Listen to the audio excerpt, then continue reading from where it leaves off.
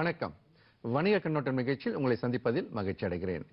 ஒவ்வொரு நாளும் பங்கு சந்தை சார்ந்த தகவல்களை உங்களிடம் இந்த மாலை வேளையில் பகிர்ந்து கொள்கிறோம். அதன் மூலமாக சந்தை சார்ந்த முக்கியமான முடிவுகளை உங்களுக்கு எடுக்க அது உதவும் என்று நம்புகிறோம்.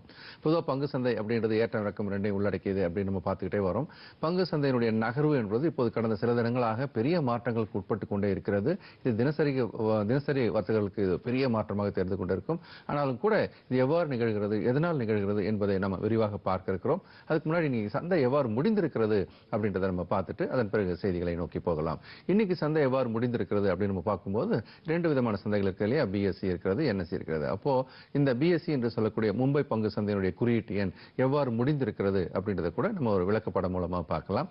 அதாவது இன்னைக்கு சந்தையை பொறுத்த வரைக்கும் அப்படின்னு பார்த்தீங்கன்னாக்கா மும்பை பங்கு சந்தையில 304 புள்ளிகள் ஏறி 37,717 என்ற புள்ளியிலும், தேசிய பங்கு சந்தையினுடைய ஒரு நிப்டி என்று சொல்லக்கூடிய குறியீட்டு எண்ணானது 82 புள்ளிகள் ஏறி 11,669 இன்னொரு பேங்க் நிப்டி என்று சொல்லக்கூடிய இப்ப பிரதானமான ஒரு குறியீட்டு எண்ண மாறிக்கொண்டு வருகிறது இல்லையா? அது வந்து 11 புள்ளிகள் ஏறி 26,819 என்ற புள்ளியில் முடிந்திருப்பதாக பார்க்கிறோம். இப்ப சந்தை வந்து எவ்வாறு இன்னைக்கு முடிந்திருக்கிறது அப்படின்றத நம்ம பார்த்தோம் இல்லையா? இதே இந்த 9:15 இருந்து 3:30 மணிக்குள்ளாக எப்படி பெரிய நகர்வு நகர்ந்தது என்பதை இப்ப பார்க்கலாம். முதல்ல வந்து சென்செக்ஸ் என்று சொல்லக்கூடிய இந்த தேசிய மும்பை பங்கு சந்தை குறியீட்டு என்ன பார்த்தீங்கன்னா, இப்போ காலையில அந்த 9:15 ஆரம்பிக்கும் போது பாத்தீங்கன்னா சிவப்பு நிறமான அந்த கிடைமட்டமான கோடு இருக்கு பாருங்க, அதான் நேற்றைய முடிவில். அதுக்கு மேல கொஞ்சம் துவங்கியது, அதன் பிறகு கொஞ்சம் படியாக இறங்கியது, திரும்ப கொஞ்சம் மேல ஏறியது, அப்புறம் திரும்ப 1 மணி வாக்குல இறங்கியது. ஆனா அதன் பிறகு ஒரு 1:30 மணிக்கு மேலாக சந்தையானது பெரும் ஏற்றத்தை கொடுத்து மிக வலிமையாக ஏற ஆரம்பித்தது பார்க்கிறோம். முடியும் பொழுது கிட்டத்தட்ட 0.81%. இப்போ காலையில் துவக்கம்னு பார்க்கும்போது 37,546 துவங்கியது. அதிகபட்சமாக மேல பாத்தீங்கன்னா 37,752 தொட்டு, குறைந்தபட்சமா காலையில் தொட்டதுன்னு பாத்தீங்கன்னா 37,342 முடியும் போது ஒரு சாதகமான சூழ்நிலையில முடிந்திருந்தால், இந்த முடிவு என்பது அந்த சென்செக்ஸுடைய 30 பங்குகளில் 18 பங்குகள் ஏறிய பங்குகளாகவும் 13 பங்குகள் இறங்கிய பங்குகளாகவும் இருப்பதை இந்த வரைபடம் ரொம்ப தெளிவாக அழகாக நீங்க பார்த்துட்டு இருக்கிறீங்க. இது வந்து மும்பை பங்கு சந்தையில காலையில 9:15 இருந்து 3 வரைக்கும் நடந்த ஒரு விஷயம். இதே விஷயம் தேசிய பங்கு சந்தையில எப்படி நடந்திருக்கு அப்படின்றது கூட நிப்டியினுடைய ஒரு இன்ட்ராடே வரைபடத்தில் நம்ம பார்க்கிறோம். இதுல எப்பவுமே ஏற்றம் பச்சை நிறத்திலும் இறக்கம் சிவப்பு நிறத்தில் காட்டப்படுதுன்னா ரொம்ப எளிமையா இருக்குது பார்க்கறதுக்கு. காலையில கொஞ்சம் சாதகமாக துவங்கினாலும் கூட அதன் பிறகு ஏற்றம் இறக்கம் என்று மேல துவங்கும் போது பாத்தீங்கன்னா ஒரு 11,340 துவங்கி அதன் பிறகு கொஞ்சம் கொஞ்சமா இறங்க ஆரம்பிச்சதையும் பார்க்கிறோம். இந்த இறக்கம் பாத்தீங்கன்னா 11,250 புள்ளி வரைக்கும் இறங்கிச்சு. அப்போ இன்னும் பெரிய இறக்கம் வருமோ என்ற ஒரு அச்சத்தை ஏற்படுத்தக்கூடிய நிலையில் கூட இருந்தது. அதன் பிறகு நன்கு ஏறி உச்சமாக 11,380 தொட்ட நிலையில முடியும் பொழுது அப்படின்னு பாத்தீங்கன்னா 11,369.73% ஏறி முடிந்திருப்பதை பார்க்கிறோம். நிப்டியை பொறுத்த மட்டும் 50 பங்குகள் இருக்கக்கூடிய அந்த குறியீட்டு எண்ணில் 29 பங்குகள் கிட்டத்தட்ட பாத்தீங்கன்னா இதுல வந்து 3 பங்குக்கு 2 பங்கு என்ற விகிதத்தில் ஏற்ற பங்குகள் 3ஆகவும் இறக்க பங்குகள் வந்து 21 அப்படின்னா அந்த 3:2 என்ற வகையில் இன்னைக்கு நகர்ந்திருப்பதை பார்க்கிறோம். சந்தையை பொறுத்த மட்டில் அப்படின்னு பார்க்கும்போது இன்னைக்கு காலையில ஒரு மோசமான நிலையில் இருந்தாலும் கூட மாலை வேளையில் அப்படின்னு பார்க்கும்போது ஒரு ஆறுதலான சாதகமான ஒரு நிலைக்கு அது மேல் நோக்கி சென்றிருப்பதை நம்ம பார்க்கிறோம். அதுவும் குறிப்பாக இந்த வாரம்னு எடுத்துக்கிட்டீங்கன்னாக்கா திங்கள் செவ்வாய் இந்த 2 நாளும் பெரிய இறக்கங்கள், குறிப்பா திங்கட்கிழமையான இறக்கமானது சந்தை எங்கே இன்னும் பெரிய இறக்கத்திற்கு கொண்டு போகுமோ அப்படின்ற ஒரு அச்சத்தை ஏற்படுத்தி ஒரு இறக்கமாக இருந்தது. அதே மாதிரி செவ்வாய்க்கிழமை இறக்கம் தொடர்ந்த பொழுது இந்த இறக்கம் இன்னும் வலிமையாக இறங்கும் வாய்ப்பு இருப்பதாக பார்க்கப்பட்டது. ஆனாலும் புதன்கிழமை அன்று இறக்கம் இருந்தாலும் கூட அந்த இறக்கம் தடுத்து நிறுத்தப்பட்டு தற்போது மேல் நோக்கி திரும்பி இருக்கிறது. அப்போ நம்ம டெக்னிக்கலா பார்க்கும்போது நீளமான இறக்கம் நகர்ந்த பிறகு அதனுடைய ஒரு சின்ன ஏற்றம் தற்போது நிகழ்ந்து கொண்டிருக்கிறது. இந்த சின்ன ஏற்றத்தை என்னன்னு சொல்லுவோம், புல் பேக் ரேலி அப்படின்னு நம்ம சொல்லுவோம். ஆக நாளைக்கு விடுமுறை தினம் இருப்பதனால் சந்தைக்கு இப்போ எல்லாரும் ஷார்ட் அடிச்சவங்க எல்லாம் அதை ஷார்ட் கவரிங் பண்ணிட்டாங்க அப்படின்ற ஒரு செய்தியும் வந்து கொண்டிருப்பதனால இந்த ஏற்றம் என்பது இறக்கத்தை ஒப்பிட்டு பார்க்கும் பொழுது குறைவான ஏற்றமாக இருப்பதனால் இது ஒரு தற்காலிக ஏற்றமாக கூட பார்க்கப்படுகிறது. ஒட்டுமொத்தமாக சந்தையானது தற்போது திசை திரும்பி சொன்ன ட்ரெண்ட் ரிவர்சல் சொல்லுவோம். அந்த மாதிரி ட்ரெண்ட் ரிவர்சல் ஆகி கீழ்நோக்கி திரும்பி இருக்கிற ஒரு நிலையில தற்போதைய ஏற்றம் என்பது ஒரு தற்காலிக ஏற்றமாகவே பொதுவாக பார்க்கப்படுகிறது. இப்ப சந்தை இறங்கியதற்கான காரணங்கள் என்ன, ஒரு தற்காலிக ஏற்றம் நிகழ்ந்ததுக்கான காரணங்கள் என்ன அப்படின்னு நம்ம பார்க்கும் பொழுது சந்தையினுடைய தற்போதைய ஒரு ட்ரெண்ட் ரிவர்சல், ஏறுமுகமாக இருந்த சந்தை இறமுகமாக மாறியதற்கான காரணங்கள் அப்படின்னு பார்த்தோம்னா பெரும்பான்மையான காரணங்கள் உலகளாவிய காரணங்கள் தான், குளோபல் ஃபேக்டர்ஸ் அப்படின்னு நம்ம சொல்றோம். இந்த குளோபல் ஃபேக்டர்ஸ் அப்படின்னு பார்க்கும்பொழுது பொதுவா அமெரிக்க சந்தையில் நடக்கக்கூடிய நிலவரம், ஐரோப்பிய சந்தையில் நடக்கக்கூடிய நிலவரங்கள், ஆசிய சந்தையில் குறிப்பாக சீனா, ஜப்பான், சவுத் கொரியா போன்ற வலிமையான பொருளாதாரம் உள்ள நாடுகள் நடக்கக்கூடிய நிகழ்வுகள் இதெல்லாம் ஒட்டுமொத்த சந்தையை பாதிக்கக்கூடிய வாய்ப்பு உண்டு. தற்போது உள்ள நிலையில கச்சா எண்ணெயின் விலையானது மிக வலிமையான ஒரு ஏற்றத்தில் இருந்து கொண்டிருப்பதும் நம்முடைய சந்தைக்கு ஒரு பாதிப்பை ஏற்படுத்தக்கூடிய காரணியாக பார்க்கப்பட்டது. கச்சா எண்ணெயுடைய விலை நகர்வு ஏற்றம் என்பது பொதுவாக ஒரு கமாடிட்டி என்று சொல்லும்போது அதனுடைய விலை நகர்வு டிமாண்ட் அண்ட் சப்ளை என்று சொல்லக்கூடிய வகையில் தான் இருந்து கொண்டிருக்கும். அப்போ டிமாண்ட் கூடுகிறதா அப்படின் போது இல்ல, சப்ளை குறைவதற்கான வாய்ப்பு இருக்கிறது. சப்ளை அப்படின்னு சொல்லும்போது உற்பத்தி செய்யக்கூடிய நாடுகள் அப்படின்னு நம்ம எடுத்துக்கிட்டோம்னா இப்போ உலகளாவிய ஒரு நிலவரப்படி பார்க்கும்போது நமக்கு இந்த கல்ஃப் கண்ட்ரீஸ் சொல்லக்கூடிய வகையில் அந்த வளைகுடா நாடுகளுடைய உற்பத்தி அப்படின்றதும், அடுத்து அமெரிக்காவினுடைய உற்பத்தி என்பதும், அப்புறம் ரஷ்யா அதை சார்ந்த நகர உற்பத்தி, அப்புறம் கொஞ்சம் சவுத் அமெரிக்காவில் உற்பத்தி, இவையெல்லாம் முக்கிய தளங்களாக இருந்து கொண்டிருக்கின்றன.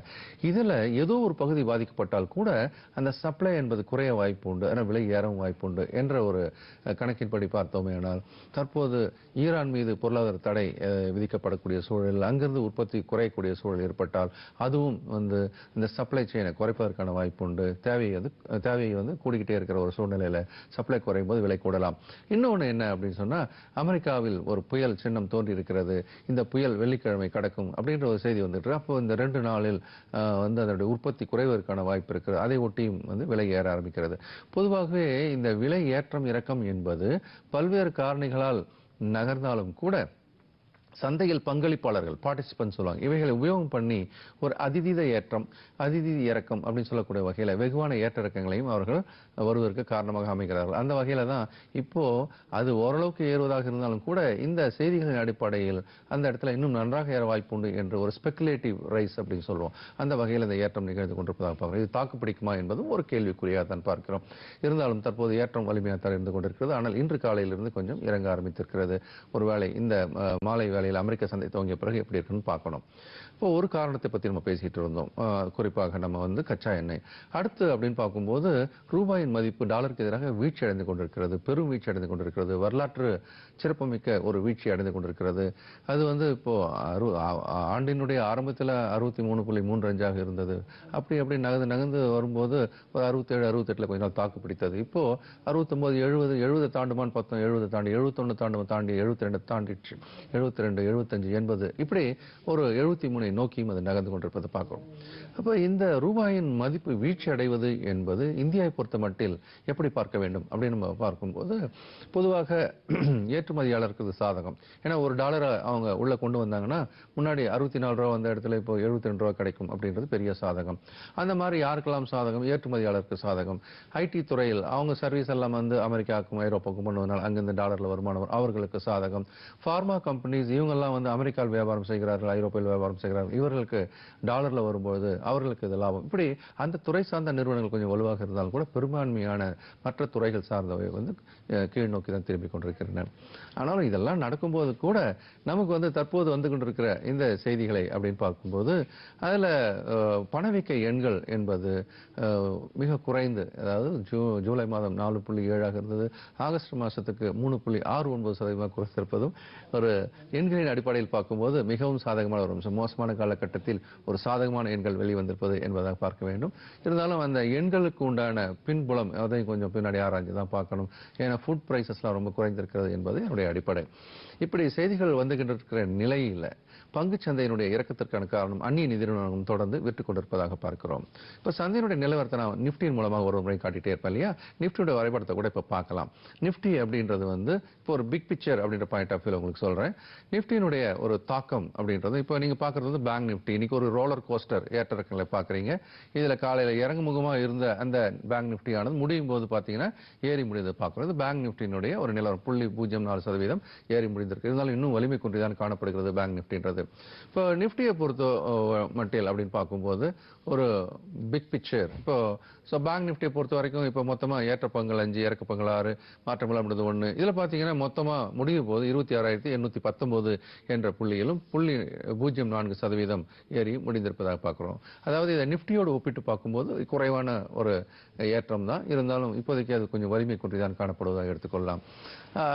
இப்போ நிஃப்டியை பொறுத்தவரையில் பார்த்தீங்கன்னா அந்த 11,250 என்ற புள்ளி தான் முக்கியமான புள்ளி. வார வரைபடத்தில் பார்க்கும்போது 11,170 முக்கியமான ஒரு சப்போர்ட்டா பார்க்கிறோம். மேலே அப்படின்னு பார்க்கும்போது அது 11,570 என்பது மிக முக்கியமான புள்ளியாக பார்க்கிறோம். சரி, சந்தை சார்ந்த முக்கியமான புள்ளி விவரங்கள் கூட இப்போ நம்ம பார்க்கலாம். முதலாவதாக பார்க்க இருக்கிறது அப்படின்னு பார்த்தீங்கன்னாக்க செக்டோரல் இண்டசஸ் அப்படின்னு பார்க்கும்போது இன்றைக்கு ஏறி முடிந்த சில முக்கியமான துறைகளை பார்க்கலாம். ஏறி முடிந்த துறைகளில் முதலாவதாக இருக்கிறது அதிவிரைவு நுகர்வோர் பொருட்துறை 2.4%, உளவுத்துறை 1.5%, மூலதனத்துறை என்றது 0.06% ஏறி முடிந்த துறைகளாக பார்க்கிறோம். இன்னைக்கு இறங்கி முடிந்த துறைகள் அப்படின்றதுல மிக முக்கியமான துறைகள் அப்படின்னு பார்த்தோம்னா தொலைத்தொடர்பு துறை -0.76%, வீட்டுமனைத்துறை -0.35%, வங்கித்துறை -0.02% அப்படின்னு பார்க்கிறோம். இதற்கு அடுத்து வந்து அட்வான்ஸ் அண்ட் டிக்ளைன் என்று சொல்லக்கூடிய வகையில் மும்பை பங்கு சந்தையில் மொத்தம் ஏறி இறங்கி முடிந்த பங்குகள் எண்ணிக்கையை பார்க்கலாம். அதுல முதலாவதாக நம்ம பார்க்க இருக்கிறது ஏற்ற பங்குகள் 1121 40%, இறக்க பங்குகள் 1545 54%, விலை மாற்றம் இல்லாமல் முடிந்த பங்குகள் அப்படின்னு பார்த்தீங்கன்னா 178 6%, மொத்தம் விற்பனையான பங்குகள் அப்படின்னு நம்ம பார்க்கும்போது 2844 பங்குகள் அப்படின்னு நம்ம பார்க்கிறோம். அடுத்ததா நம்ம சந்தையில் பார்க்க இருக்கிற முக்கியமான ஒரு விஷயம் டர்ன் ஓவர் என்று சொல்லக்கூடிய வகையில் மும்பை பங்கு சந்தையில் கேஷ் மார்க்கெட் 2981 கோடியும், மும்பை பங்கு சந்தையில் ஃபியூச்சர்ஸ் அண்ட் ஆப்ஷன் 0.06 கோடியும், தேசிய பங்கு சந்தையில் ரொக்கம் என்பது 33,345 கோடியும், தேசிய பங்கு சந்தை ஃபியூச்சர்ஸ் அண்ட் ஆப்ஷன் 22,61,844 கோடியும் ஆக மொத்தம் விற்பனையானது அப்படின்னு பார்த்தீங்கன்னாக்கா 22,98,171 கோடிகள் அப்படின்னு சொல்லலாம். மிக அதிகமான அளவில் சந்தையில் இன்னைக்கு வியாபாரம் ஆயிருக்கு. குறிப்பாக கேஷ் மார்க்கெட்ல வந்து அதிகமான அளவு நடந்திருப்பது வந்து ஒரு சந்தையில வந்து கேஷ் டெலிவரி பேஸ்ட் செல்லிங் சொல்லுவாங்க. அது நடக்கதை நம்ம பார்த்துக்கிட்டு வரோம். அடுத்து நம்ம வந்து தங்கம் மற்றும் வெள்ளியினுடைய விலை விவரங்களை இப்போது பார்க்கலாம். அதுல முதலாவதாக தங்கம் அப்படின்னு எடுத்துக்கிட்டா இன்னைக்கு தங்கம் 24 கேரட் 1 கிராம் 3061 விலையிலும், ஆபரண தங்கம் 22 கேரட் 1 கிராம் 2915, ஒரு சவரன் 8 கிராம் 23,320, வெள்ளி 1 கிராம் 39 ரூபாய் 80 காசுல முடிந்திருப்பதாக பார்க்கிறோம். அடுத்த புள்ளி விவரம் அப்படின்னு பார்க்க இருக்கிறது வந்து குரூட் ஆயில் என்று சொல்லக்கூடிய கச்சா எண்ணெயுடைய விலைவரத்தை பார்க்கலாம். முக்கியமான விலைவரம் அல்லவா. இன்னைக்கு அமெரிக்க டாலர்ல சொல்றது ஒரு பிப்பாய் 69 ரூபாய் 92 காசு என்ற அளவில் முடிந்திருப்பதாக பார்க்கிறோம். இந்த புள்ளி விவரத்தில் கடைசியா நம்ம சொல்ல இருக்கிற முக்கியமான ஒரு புள்ளி விவரம் அந்நிய செலாவணி என்று சொல்லக்கூடிய ஃபாரெக்ஸ் விலை விவரத்தை இப்போது நம்ம பார்க்கலாம். இதுல முதலாவதாக நம்ம பார்க்கறது வந்து அமெரிக்க டாலர் அப்படின்றது என்எஸ்சியில் 72.28 என்ற விலையிலும், ஆர்பிஐ ரெஃபரன்ஸ் ரேட் 72.7 என்ற விலையிலும், யூரோ ஐரோப்பிய நாணயம் அப்படின்றது வந்து என்எஸ்சியில் 83.81 என்ற விலையிலும், ஆர்பிஐ ரெஃபரன்ஸ் ரேட் 84.32 என்ற விலையிலும், இங்கிலாந்து நாட்டு நாணயமான பவுண்ட் ஸ்டெர்லிங் 94.01 என்ற விலையிலும், ஆர்பிஐ ரெஃபரன்ஸ் ரேட் 94.62 என்ற விலையிலும், ஜப்பான் நாட்டு நாணயமான யென் என்எஸ்சியில் 64.86 என்ற விலையிலும், ஆர்பிஐ ரெஃபரன்ஸ் ரேட் 65.22 என்ற விலையிலும் முடிந்திருப்பதாக பார்க்கிறோம். பொதுவாகவே வந்து வியாழக்கிழமை அப்படின்றது வந்து பேங்க் நிஃப்டியினுடைய எக்ஸ்பைரி தினம் அப்படின்னு சொல்லுவோம். பொதுவாக ஒட்டுமொத்த பங்கு சந்தை அதாவது ஃபியூச்சர்ஸ் அண்ட் ஆப்ஷனுடைய ஒரு எக்ஸ்பைரி தினம் என்பது அந்த மாதத்தினுடைய கடைசி வியாழக்கிழமை இருக்கும். ஆனால் பேங்க் நிஃப்டிக்கு மட்டும் வந்து ஒவ்வொரு வாரத்தின் வியாழக்கிழமை என்றும் அதை வந்து ஒரு எக்ஸ்பைரி டேவாக வீக்லி எக்ஸ்பைரி அப்படின்ற அளவில் வைத்திருக்கிறாங்க. வீக்லி எக்ஸ்பைரி நாளைக்கு வருது, பங்கு சந்தை விடுமுறை தினமாக இருப்பதனால அந்த எக்ஸ்பைரி தினம் இன்னைக்கு புதன்கிழமை முடிந்திருப்பதாக பார்க்கிறோம். இதுவும் ஒரு ரோலர் கோஸ்டர் பயணத்தை உங்களுக்கு கொடுத்திருந்தது. இருந்தாலும் சந்தையை மிக கவனத்துடன் கையாள வேண்டும். அடிப்படை தகவலின் அடிப்படையில் இந்த கொடுத்த தகவல் எல்லாம் உபயோகமாக இருக்குன்னு நம்புகிறோம். பிரிதுரை நிகழ்ச்சியில் சந்திப்போம். நன்றி, வணக்கம்.